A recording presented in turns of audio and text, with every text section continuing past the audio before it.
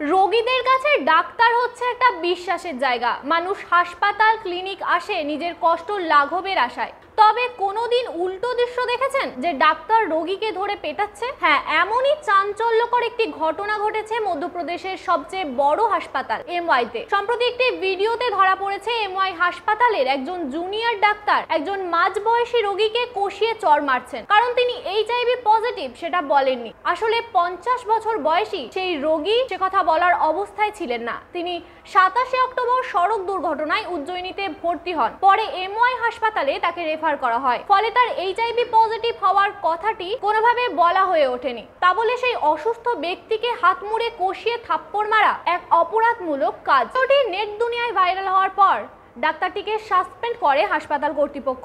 দেখে নেব সেই মর্মান্তিক ভিডিওটি।